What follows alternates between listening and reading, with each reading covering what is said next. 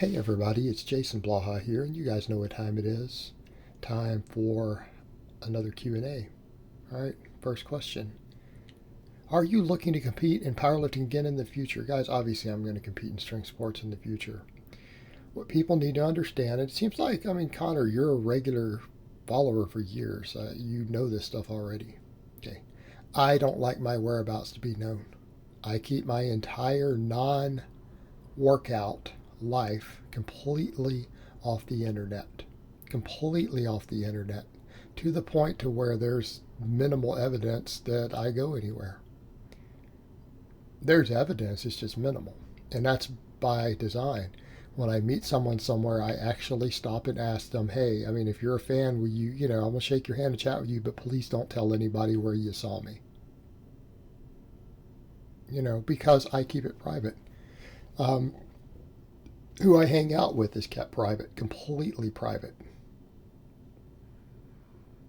And that's one reason I don't want to do that. Number one, people say, well, you're worried. I'm not worried about trolls. I'm worried about psycho stalkers. There's a difference. All right.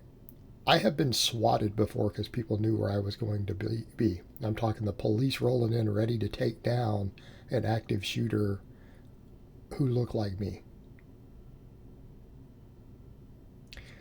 Not cool.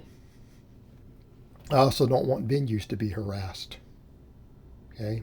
Because that's the other thing. It's like people who do this sort of goofy stuff on the internet, they don't just play around and troll like people think. You guys have no clue how they behave.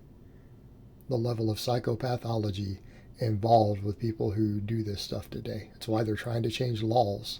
Like, because of the way people behave, a lot of us are going to end up losing our freedoms because of it, by the way. So get ready for that, unfortunately. It's the way they behave. They harass other people. People who coordinate and host events will be harassed purely upon the rumor that I might attend. All right, that's ridiculous. So that's why none of this stuff would ever be discussed. Okay, it's not going to be discussed. And it should be common sense at this point. But yeah, I'm obviously going to compete in things again. But again, it's going to have to be carefully planned on my part and kept more or less private. But look at how I lift, guys. The beauty of the way I train is that I don't have to peak for meets. We just keep getting stronger and max out all the time on all these variety of lifts. Walk in and just do meets. Doesn't matter. Right? There any doubt I could walk into any meet anytime I want and squat 550 plus, deadlift over 600. Not a problem. I can do it any day of the week. And that's the point. Obviously, I'm going to keep getting stronger. So, the answer is obviously I'm going to compete in various stuff eventually. But you're not going to get to hear about it. You can find out after the fact. And people just have to accept that. That is the nature of the nonsense that I deal with. Whether it's right or wrong, that is a reality. And that's what people have to accept with stuff. You can cry about things that you can't change, or you can accept them as reality and do your best to work around those situations. And that's what I do. And for me, that means I keep my life completely off the internet. And me traveling to an event is not, and telling people ahead of time is not following that strategy that keeps my life a lot happier and more stress-free. It's the reason I can train the way I train. I don't have stress. All right, next question.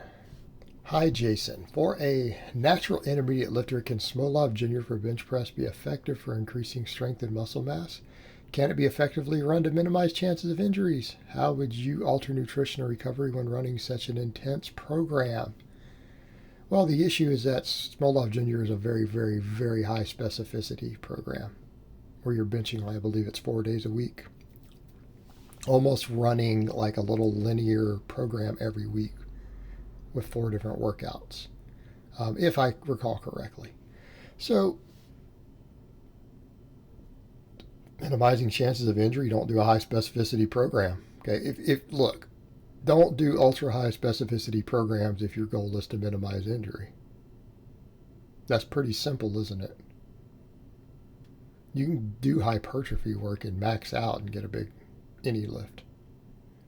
But over to the point. So you decide you want to run Smolov Jr. Well, minimize injuries. Make sure you go into it in shape. Make sure that you've really built up your shoulders and your back so that they're safe to handle high frequency benching. Okay. Have you done tons and tons of upper and middle back work? You have strong rotator cuffs, strong rear delts, strong lats. All right, good. Are you technically proficient on the bench press? Like, does your bench look clean or does it look like a big old floppy fish?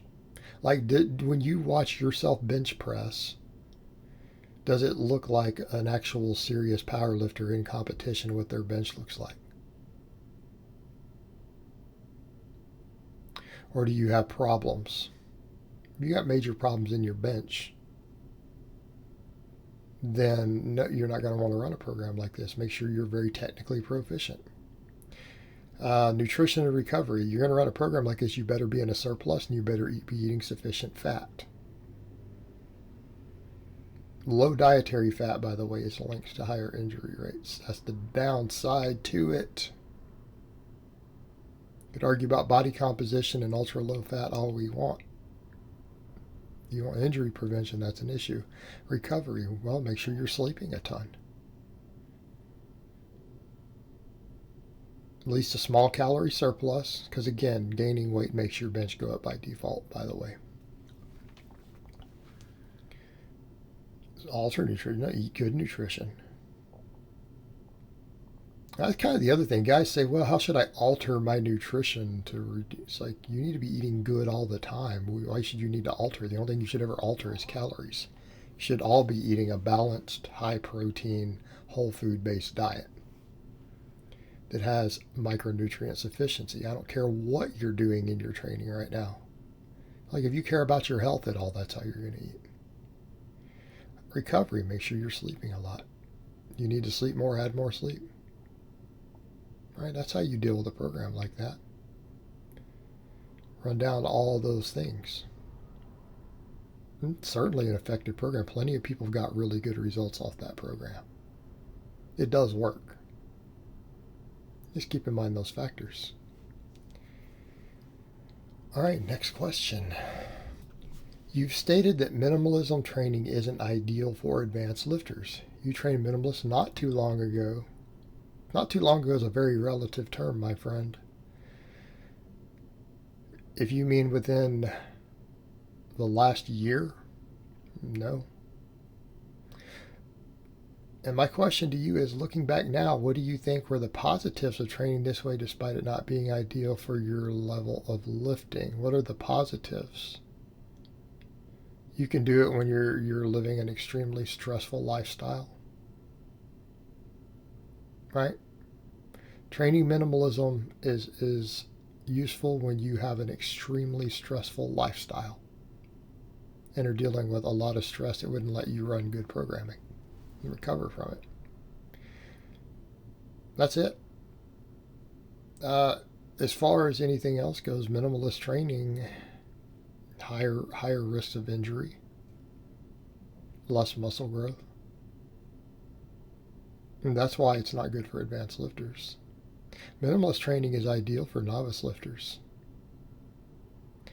because they're not having to learn 17 different exercises. Okay? Novice lifters have no coordination.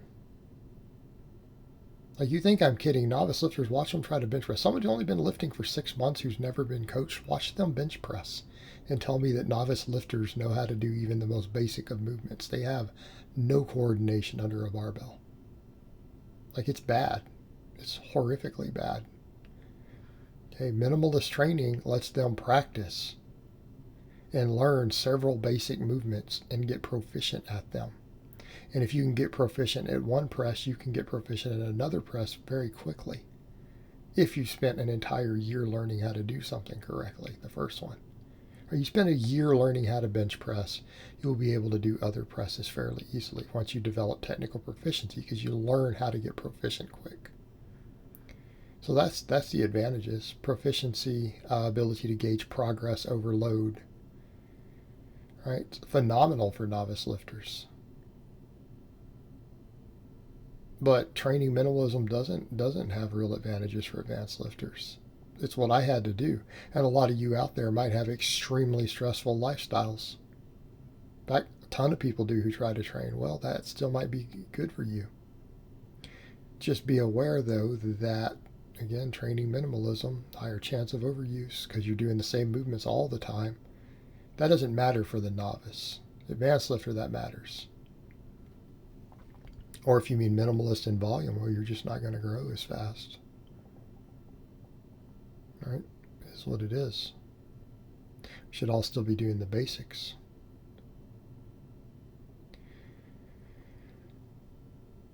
All right, guys, but that's really all I have to say on that today.